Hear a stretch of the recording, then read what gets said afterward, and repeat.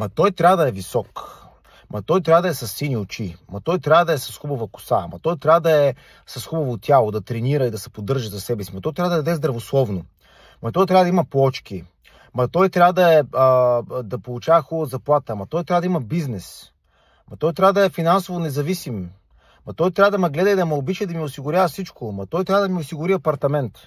Ма той трябва да ми купи кола. Ма той трябва да се грижи за мен и да не заглежда нито на друго момиче през целия си живот.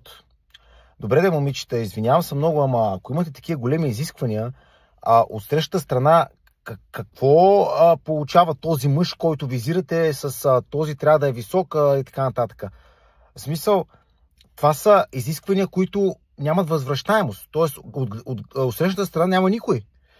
И гледам, че повечето жени, дори не толкова поддържани, не толкова красиви черти, продължават да имат такива големи изисквания и да си мислят, че мъжете са длъжни да ги изпълняват или да бъдат по този начин, защото иначе повече няма да се видят с тях и в смисъл въобще няма да им пишат.